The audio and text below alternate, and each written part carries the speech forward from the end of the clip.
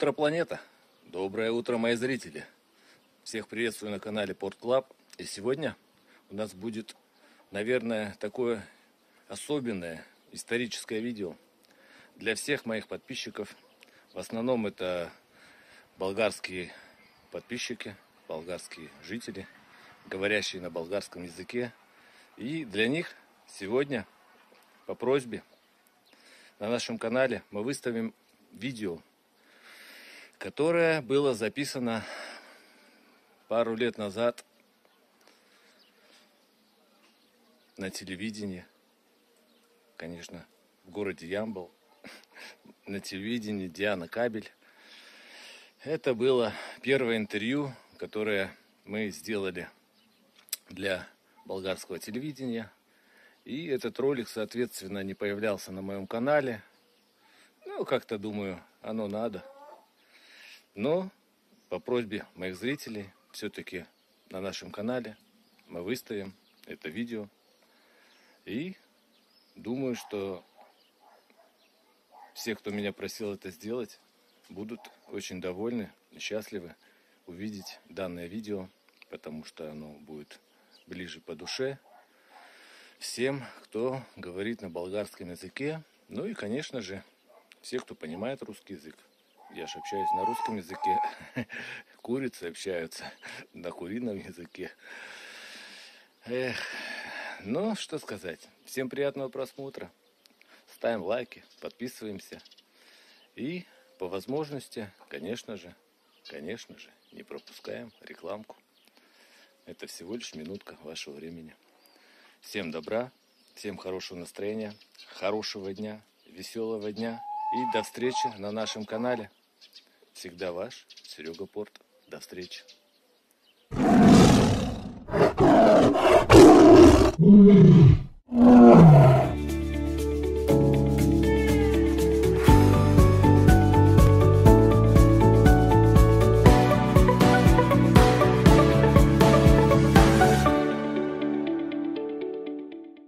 Когда потом меня покрывает ночами, я во снах, как ребенок, возвращаюсь к маме. И в астральном полете хочу вновь увидеть тебя. Твои самые милые в мире родные глаза. Почему я летаю один? Ведь любовь выше моих сил.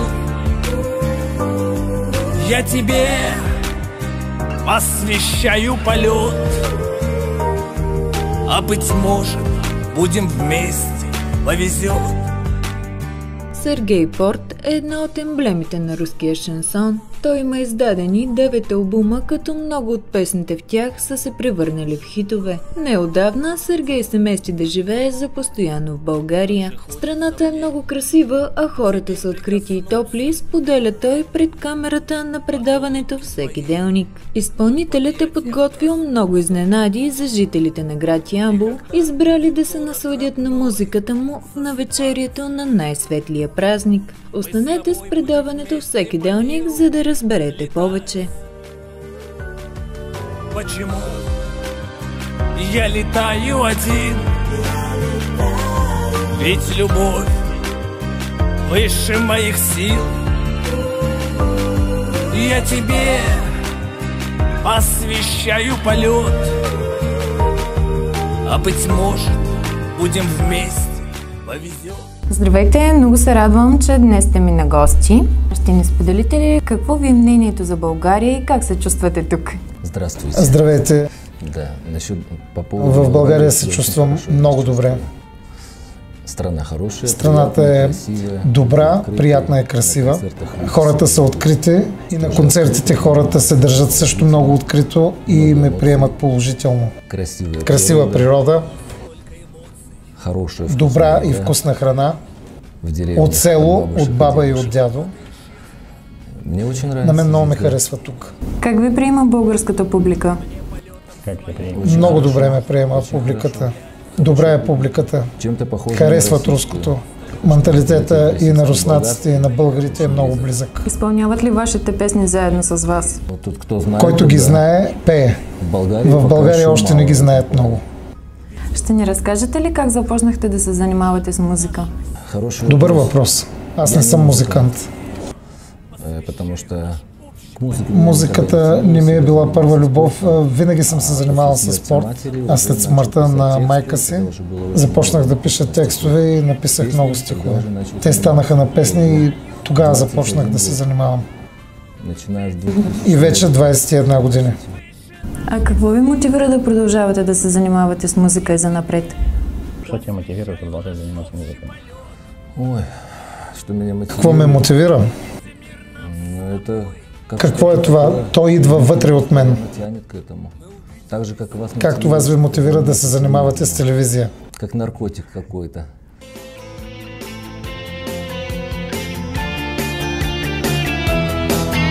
Я бы в душах людей покопался, чтобы знать, почему они лгут. Я в крови ради правды купался, но меня все равно не поймут. Я бы ради любви на колени перед Богом упал, помолясь, что влюбить нужно все-таки верить, а не веря, любовь не нужна. Я молчу ради Бога, чтоб его просто так не гневить. И я терплю очень много, но терпению приходит конец. Я кричу всей душою, но тревожить его не хочу. Я смотрю на икону, за людское прощение прошу. Руският шансон, това е жанр, в който всеки артист предава своите емоции. В повечето случаи това са истории и преживявания на хората. Отношенията между приятелите, родители и деца. Песните са и за любовта към жената, и за войната, която е минала. Пее се и за темата за затвора. Тюрьмы. То есть на сегодня от этого тоже нельзя уйти. Это существует. В днешния ден има много песни по тези теми. Пеем за страната си, за патриотизма. Това е шансона. А имате ли любима песен? Да, конечно. Да, разбира се, имам любима песен, посветена е на любовта. Вие сте автори на музиката и на текста на своите песни. А ще ни кажете ли кои са основните теми в тях? Основните теми на песни, основни теми. В повечето случаи това е темата за любовта. Любовта към децата, любовта към жените. А какво ви провокира да напишете дадена песен? Как ви идва музата? По различен начин, в зависимост от различната ситуация. Може просто да слушаш човека и да чуеш неговата история, в такъв момент се появява песента. И в този случай не се пишат, те просто се появяват. Колко време ви отнема да напишете един текст или е различно? Понякога и за 2 минути може да се напише песен. А има и песни, които съм писал 3 години. Писах я 3 години, защото постоянно нещо не ме харесваше и затова я писах толкова време. Връщате ли се да го поправите или както сте го написали първоначално остава? Не редактирам. Обикновено както я напиша, така се и получава и така я пея. Очаква ли се скоро да излезе нов ваш албум? Нов албум, той излезе неотдавна, преди около година. Затова и може да се очаква нов албум, мисля след около година и половина. А какво да очакват вашите почитатели? Що ждат твои почитатели? Затова не е нужно да се пита. Аз просто правя това, което съм. И аз ще им предложа искреност.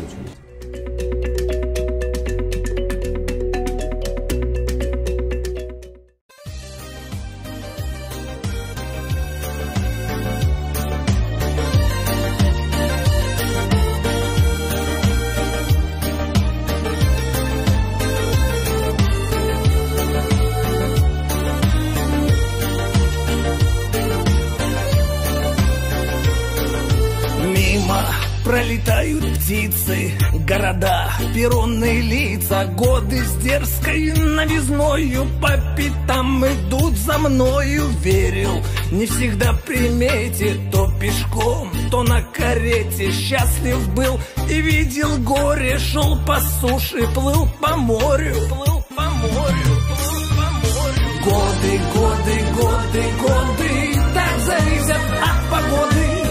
Вот уже и осень опустилась на виски. Годы, годы, годы, годы отпускаю на свободу. Вы летите клином, словно в небо журавли. Защо избрахте да живеете и да работите в България? На мен ми харесва тази страна. Аз се влюбих в нея от първи поглед. Дойдох да я видя и тя много ми хареса. Добре ли ви приемат българите? Хорошо ли принимают българите? Хорошо. Очень хорошо. А какво мислите за нашия град? Успяхте ли да го разгледате? Что думаешь о Ямболе? Ямбол? Ямбол. Аз много съм слушал за Ямбол и много ми говориха, че не е нещо особено. Но това не е така. На мен много ми хареса центъра, много ми хареса парка, мен ми харесва и плаването по реката. Той си има своите плюсове и е хубав град. Вие ще имате концерт на 25-ти. Ще ни разкажете ли малко повече за него? Какво да очакват вашите почитатели? На 25-ти ще ми бъде концерта в ресторант Боровец. В своите солови концерти аз обикновено не изпълнявам чужди песни, но когато има корпоративни мероприятия по различни поводи, аз изпълнявам и песни на известни артисти. Също и на мои приятели. Но на своите концерти аз изпълнявам предимно свои песни. Затова и на 25 декември песните, които ще изпълня, ще бъдат от всички мои албуми. От всеки албум ще чуят мои песни. Някои ги знаят, някои песни не ги познават. Сигурна съм, че ще им хареса това, което сте им подготвили. Ты уверена, что им понравится тем, что ты подготовил? Ну, я надеюсь, что да. Ще не споделите ли, идват ли млади изпълнители при вас, за да попиват от вашия опит, за да им предавате вие? Приходят эти молодые исполнители, да просят поделиться опытом, и ты преподаешь им. Много такива случаи имам. Питат за песни, които хората знаят и които искат да изпълняват. Неотдавна ме питаха за моя песен за войната, която курсанти от Украйна изпълниха на свой концерт. Аз винаги съм готов да предоставя мои песни, защото всяка песен трябва да живее. В моето творчество аз нямам само свои песни, аз имам и песни на много известни артисти, които изпълнявам. Зашел я в дом, он светлый очень, весь озарен теплом любви, а купол светом позолочен. Прошу меня, благослови. Да ви очакваме ли занапред в Ямбол, може би с някой друг концерт, за да зарадвате жителите на града? Еще ждать концерт в Ямболе? Аз мисля, да. Аз не мисля, че ще ми е първия и последен концерт. Это все зависит от людей. Всичко зависи от ситуацията, дали ще имаме възможност да правим концерти. Съобразяваме с пандемията, разбира се.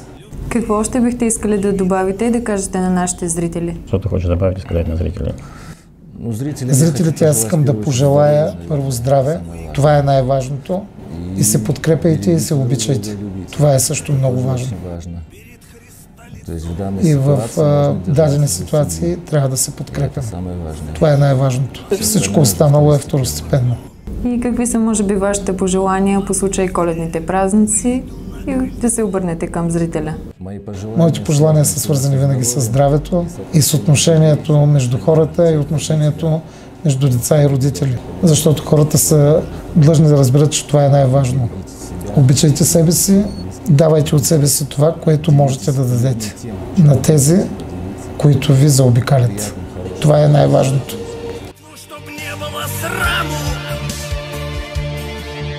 Звонится, послушав перелив колоколов.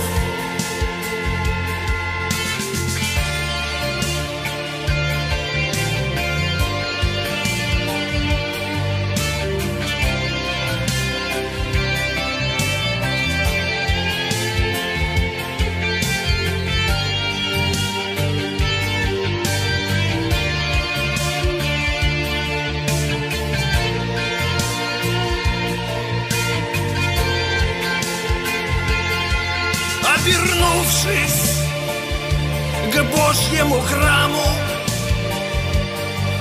взглянув на блеск золотых куполов, прочитал молитву, чтоб не было сраму, звонится, послушав перелив колоколов, звонится, послушав перелив колоколов.